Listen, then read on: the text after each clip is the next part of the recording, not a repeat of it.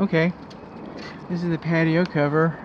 It's corrugated R panel, metal with a metal frame. Looks like we've had some, this flashing is obviously a retrofit.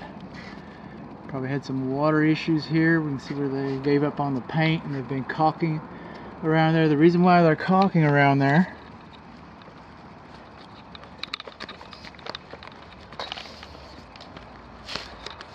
is that we don't have any flashing. You can see the drip marks where the water's getting behind it. It's not flashed properly.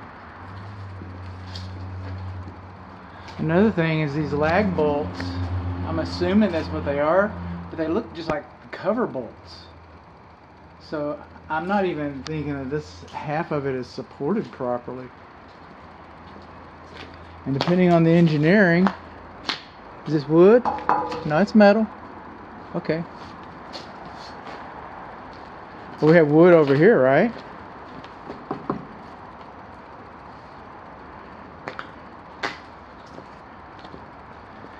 Depending on the engineering, you might not need, the metal post might not need every 8 feet to have a vertical support. But I don't think these lag bolts look insufficient to me, and I know it wasn't flashed right. And I can tell by the way they've been doctoring on it that they've been, you know, working with problems. Okay, we're on the north side of the home. This is where the gas enters the house. I do not see any electrical bonding for the gas. It is painted. This is the exterior. This is the closed dryer vent, and it's not supposed to have a screen on it. Your exterior water faucets, they're supposed to have vacuum breakers on them.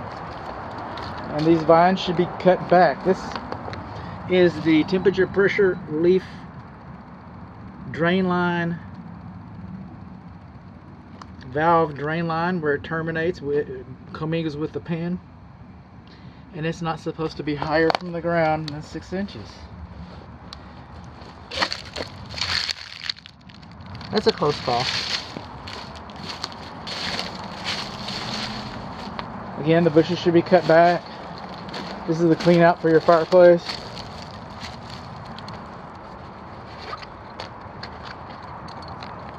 I like doing these in series because I can move a little more organically, but also I catch some things.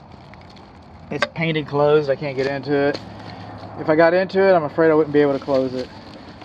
We got a whole video about the condensing unit coming up, but what I'd like to call your attention to is what I forgot. You will find that I forgot is this foam since 2015. Okay, so it wasn't required when this is installed, but this foam around the refrigerant line, when it's outside like this, it's supposed to be a nice, hard, rigid foam. So that's the wrong kind of foam according to current energy codes. This faucet right here has a vacuum breaker. This is what I'm missing at other places. This is the only one with a vacuum breaker. We found it. I don't know what this post went to. And we started here with this, and we're going to go by around it. These posts should have stands installed underneath them so that water doesn't wick up. And then every one of these posts, ironically, was installed over a control joint. On the pest control report, we're going to call that a form board. And that's conducive by design. Termites can get in there, but you just put a big old hefty dinner right on top of it. Another thing is the siding, when it comes down to the ground like this, when it comes down to the floor, it's supposed to be a 2-inch gap. A 2-inch gap so that it breathes. Any moisture that gets into the wall can escape. It can weep out of it. You got some wood repair right there. Probably next to a leaking faucet or something. Well, somebody's texting me.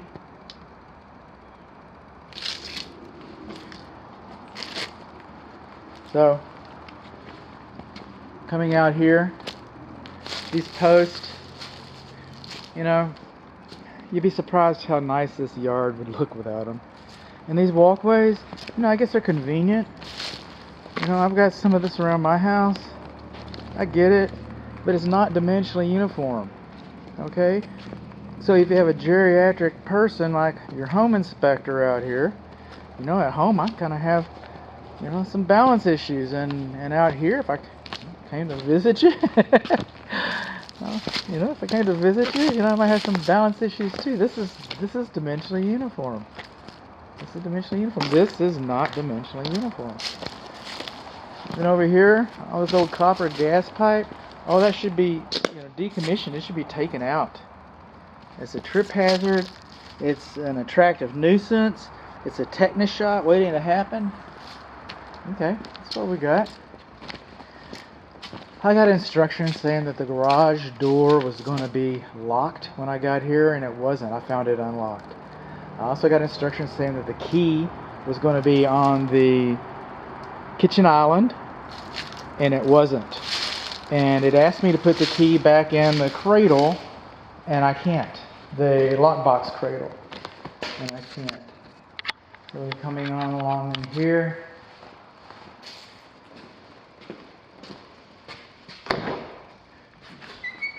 Got some keys on this, got some interior shelves.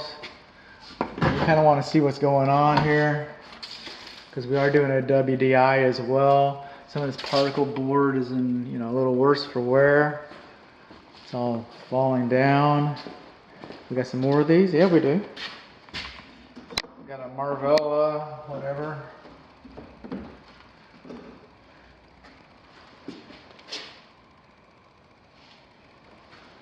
What's that? Okay. And you're gonna open it for us? It's kind of like Gilligan's Island there. One more.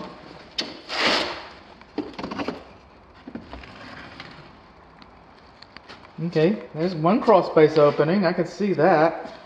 And while we're here, you know, I can see bonding on the cold water side. And see those pipes in there? Just in case I can't get around later. See those pipes?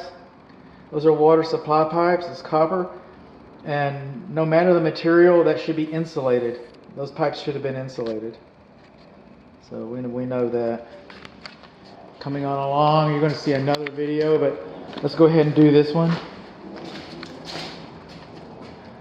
2/3 of these should be on this side. This is the porch upstairs, and 2/3 of them should be on this side, and 1/3 should be on the exterior side. And the 2/3 would support the 1/3. These are not properly cantilevered. Moving on along, and we're going to have a garage door opener video. Again, we do not have gaps. What I'm looking for around here, because I'm also doing a WDI, is what I'm also looking for is drill holes, signs of drill holes that this house might have been treated. You know, if there were drill holes, we'd know that the house had been treated before.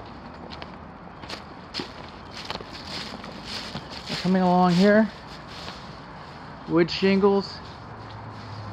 Now you see these boards that were installed on the roof covering right above the shingles. That's because the shingles were rotting. The shingles were in direct contact with the roof covering, and capillary action, just like the capillary action that's going to affect these, capillary action sucked the water up into them, and then they rotted. And so then they fixed that by scabbing over boards. And ironically, what they did is they just installed the boards directly onto the roof covering.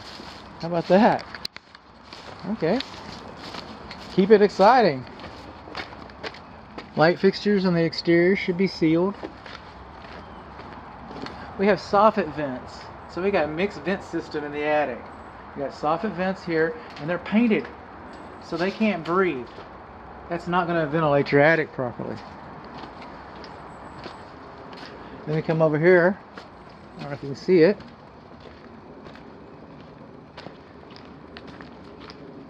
We have gable vents.